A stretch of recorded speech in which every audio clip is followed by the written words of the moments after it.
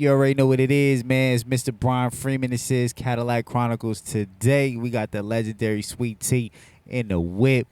Yes. How you feeling? It's a beautiful day. I feel great. Word, it's real nice out. I got the turtleneck on. I'm a little hot, you know what I'm saying? But we got this smooth breeze, you know what I'm saying? Because you know we got to be on the smooth tip, you dig what I'm saying? Yes, sir. Absolutely. Absolutely. Word up. So, yeah, we going to get into some real classics, you know what I'm saying? And then we're going to chop it up. Yes. It's lit. I'm very excited and appreciative for you coming through. Thank you. I got this feeling, and it's making me break into a cold sweat whenever I'm present. It doesn't matter how long. If you wasn't down from now on, you'll be around to count on this feeling. Put you down with the program like I am. So just dance till you feel how I feel now. Sweet Tea's cold rocking the crowd. Turn up the music, I'm a fanatic. Make it heard from basement to attic. Keeping you hooked like an addiction. Sweet Tea is fact, not fiction. On the record you hear me rhyming. On the charts you see me climbing. To the top of the deck and I'm dealing. I'm Sweet Tea and I got the feeling. Come on. I got the feeling. Yo. Now's the time, so check your Timex. Hold tight while I take you to the climax of the music, yeah, that'll work. Get on the dance floor, go berserk.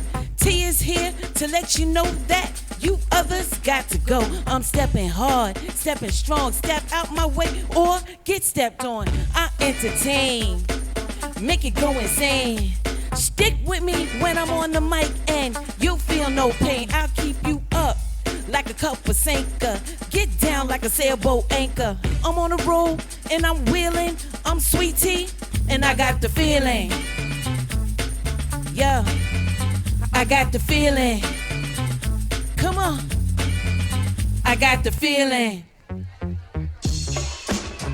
Yeah.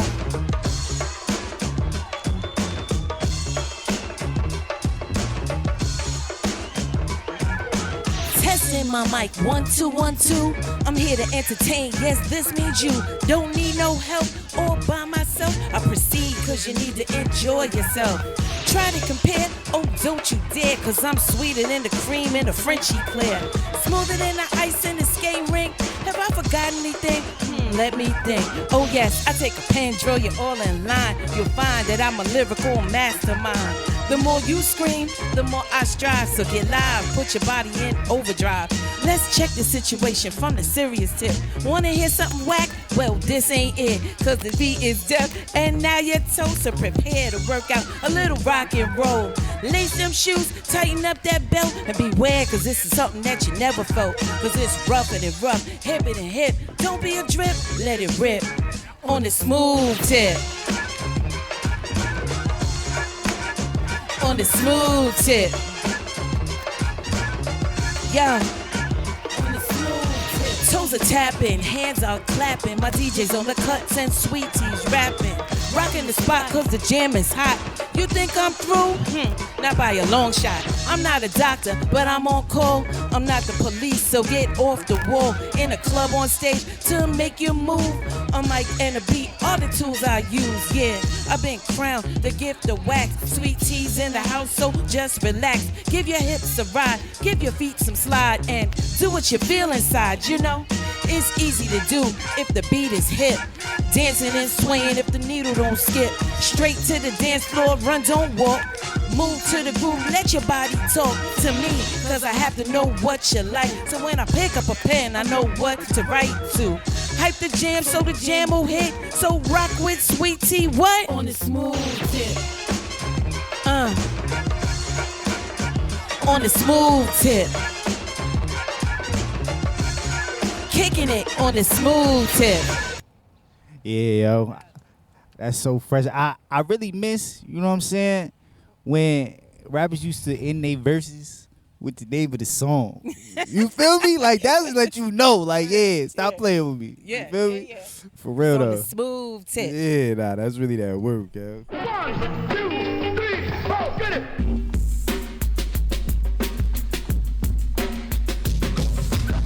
The The bass is thumping, the party is jumping. I got the rhymes to keep your body pumping, to keep you rocking. That's what I intend. It's ain't number one on the sweet tea agenda. I'll break it down so you can see the skillful way I recite my poetry.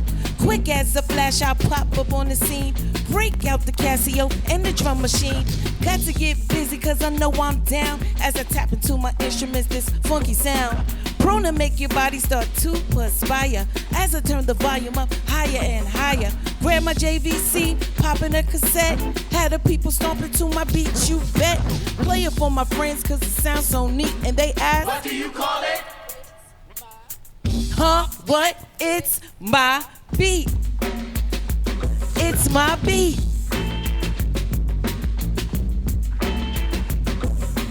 So take a minute and wipe your sweat, but don't lose your tissue cause I'm not done yet. I'll jump on the stage, the crowd will come swarming, and through the bass bottoms my beat will come storming in like a beast breaking out of his cage, pursuing eardrums with a deadly rage. Cold kicking ass, a blast from the past. First in line, all you weak ones are last. I'm simply marvelous to say the least, and if I want to be conceited, I hail myself cheap. Ace lady rapper, cold queen of hip hop. Had the people screaming, just getting busy, I'm telling you, baby. Take it as a promise, no ifs, ands, or maybes. Totally convinced I wouldn't call it conceit, cause I'm sweet tea and it's my beat. What? It's my beat, huh? What? It's my Beat. Word up. Nah, that's lit right there. So you got me real gas right now, man. That's super fire. Like, I really love hip hop, man. And this really, this is lit. Well, thank you. Thank you. For real though, let me ask you this. What's something that you're thankful for right now in your life? Listen, I'm thankful to have been part of the start of hip hop. I'm thankful to have laid groundwork that I'm gonna see evolving for the rest of my life, and I'm really, really proud of that. Absolutely. What's something that you learned in your life that really helps you along your journey? That, you know, you have to be persistent. Anything that you want to do, you have to be persistent. You have to put your all into it. You have to really, really want it and work hard. Nothing comes without hard work. Absolutely. Like, being a legacy artist, like, what are you most proud of?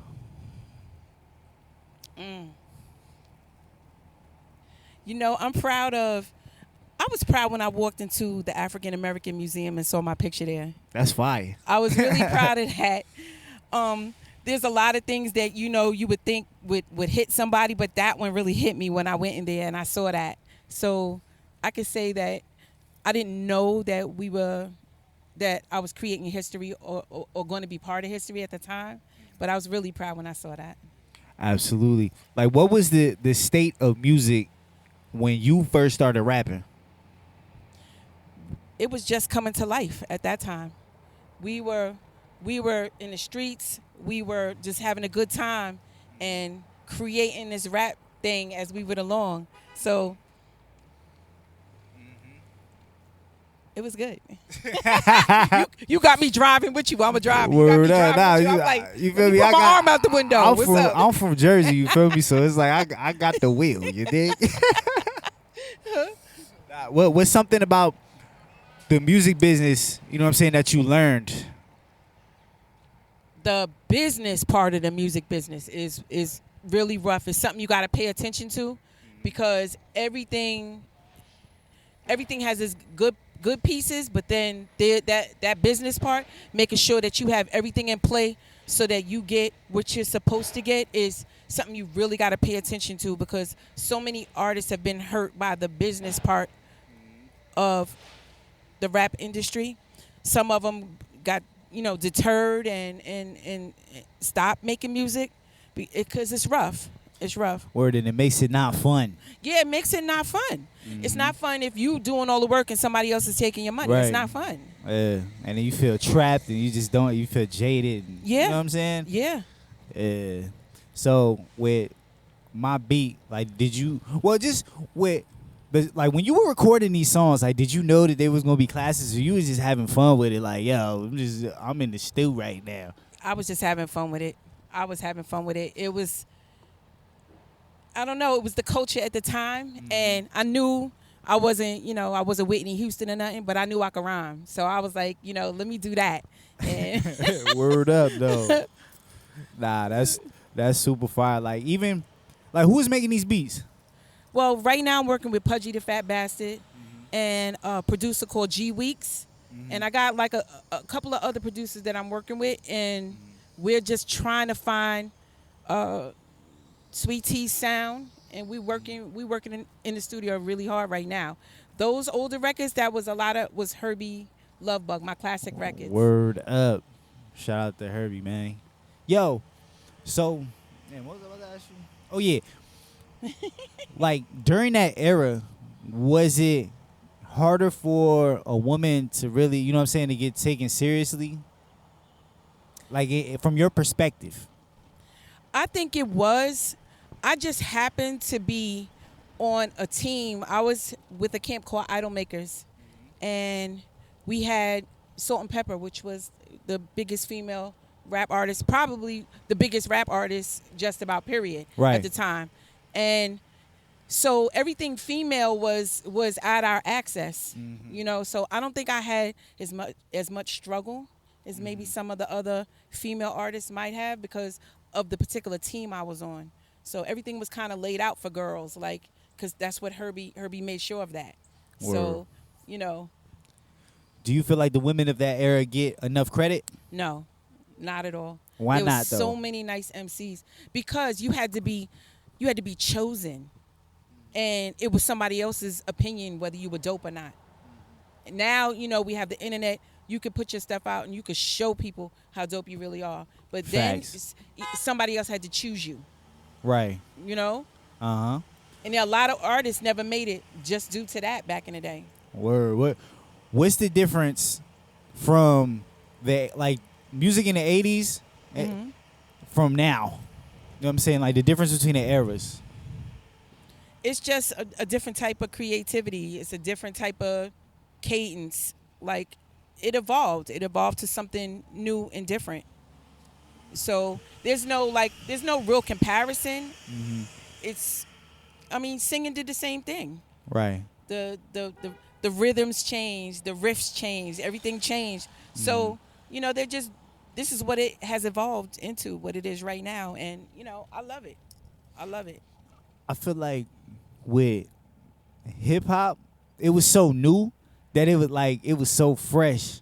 And I feel like now is a cool time because people are trying to figure it out because it was a time where everybody really just sounded the same, and it was like doing the same thing over and over again. But now people are branching out and trying different stuff. Yeah. And I love that. They need to. Word up. They need to. Shout out to the creativity. You know what I'm saying? Creativity. And like furthering the culture. You know what I'm saying? And expanding. Because it has to. I want it to last. If everybody just starts sounding alike, it gets then boring. it might crash. Word. So we need to get some new things that's gonna keep it going. It's gotta go on. It has to. Absolutely.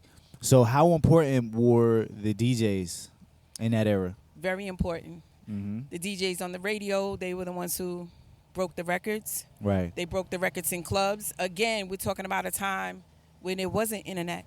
So you listen to the radio. Right. So they were very important to make sure that your songs got out there, And God, on stage DJs are very important as well. Yeah, absolutely. The whole show together, you know what I'm saying? It's like the structure. You can see sometimes with an artist the difference between a very strong show DJ and somebody that's just up there dropping records. Just playing the songs. Yeah. You know what I'm saying? They gotta have a pulse of the, you know what I'm saying, what's going on in the room and the environment. Yep. Absolutely. Nah, that's fire. If you had any advice for like young women artists, what would it be? My advice would be to how do I say this? Yeah, just be real with it. Look, you don't got to put out to get what you want. Word up. You don't. And you need to really take stock in the people that you're you got to really take stock in the people that you're around. because if that's what they expect of you, they probably don't have your best interest in mind. Facts. So, you know, you gotta keep your dignity. You gotta keep yourself while you're doing this, else it's not gonna be fun at all. Absolutely. Yeah. So like, who are some of the influences in your style? What you mean? Like, who are some of the people that influence you musically? Well, then when we were like working on the skill itself, it was people that were in the street like Shy Rock. She was rhyming. She was a part of a group called Funky 4+1, and I was like, oh my God, there's a girl rhyming. Word you up. know, so she was just an influence in a way that there's a girl out there rhyming. So I know that this is something. They're moving around. They're doing shows. Because at the time I was like in the parks and doing stuff like that and doing little neighborhood events. But they were moving from borough to borough working. And I was like, okay, so it could be something. Wow. How did you link with Herby?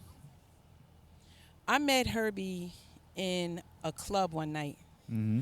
And apparently, because, you know, Queens is big, but Queens is small at the same time. He knew who I was, and I had just left a group that night that I was working with, and I got into a disagreement, and I was like, I quit. And so I went to Latin Quarters, and he was there, and then he said, hey, let's link up and let's work. So he dropped me off home, and then I went in my room. I wrote It's My Beat. I wrote the bass line, like I hummed the bass line, and I put it on his answering machine. Wow. And when he woke up the next morning, he called me and said, yo, I'm coming to pick you up. And he came and picked me up, and we went into his studio at his house, and we laid the record the next day. See, you was on your Michael Jackson shit. Like, like you feel James Brown humming the joints. Nah, that's fire. On the answering machine. On the no. answering machine. You feel Yeah. me? Nah, that's fire. Okay. That's lit. Yeah, and it's been history since then. He was like, all right, we're working. So with that type of mindset, like, were you doing that with a lot of the production that you was getting on? Like in terms of like knowing the direction, like, all right, boom, I want the bass line to be like this. You know what I'm saying? Actually, I did. Word. And, you know, we were using samples then, so I would hear the sample, and I might tell somebody, loop that sample for me, and then I write to it, and then I would bring the ideas to Herby. Herby would do some of them, but then I did some of them, like, because a lot of time I needed the music to tell me what to say. Absolutely. That's how it always is, though. You know what I'm saying? Because once you hear something, and you, like, you know how you want to approach it. Like, the music going to tell you how to, like, approach it. You know what I'm saying? Yeah. And the other thing I loved about Herby is, like, you know, you're in New York, so you start like doing this like real New York street type of vibe, and he'll say, yo, I need you to make records. I need you to think big. I need you to think Word up, big, though. like think outside of New York, think everywhere. And he made me think a lot about the things I was creating. And I really love him for that. Word. That's really like just a good, you know, producer and just guiding. You know what I'm saying? Yeah. Word up. Now that's fire. So at what point did you know that hip hop was becoming bigger and becoming this magnificent thing? Like, was there a point? Well, when we started seeing, you start seeing certain things. You know, we were on Soul Train. We start, you know, you started getting on airplanes. We used to drive to go to shows, and then when we started getting on flights and branching out further, then it was like, okay, it's starting to, people they know us outside of New York.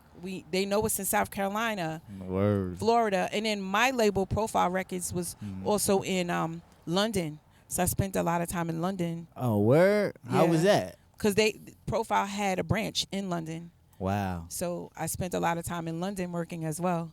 How was it like working in London? It was fun. It was fun. It was different. You had to get used to their lifestyle out there, which is a little different from ours, but it was a great experience. Where who'd you link? Like, did you link with anybody while you were over there? Well, like artists? Yeah. No, not really. We went and I just did my shows, and I was in the Oh. hotel. So I don't remember any of the artists that I might have performed with out there. That was a long time ago. Word up. Nah, that's super fire, yo. Man, what was it like the first time that you got on a plane to go somewhere for some music? Like, what was that like? I mean, it felt good because it was like back then you get out the car. I mean, you get off the plane, and when you come out the airport, you know, you got your name is on a sign, and they're putting you in a limousine, and they're bringing you to your hotel. That was like the norm. So that was really nice. It felt really special. Wow. That's amazing. Well, yeah, I greatly appreciate you coming through. Like, this is lit. For Thank real, you. though. Yeah. Well, yeah, I know what it is, man. Mr. Brian Freeman, Cadillac Chronicles. We got the legendary Sweet Tea and the Whip. I'm going to catch y'all on the next one. Peace.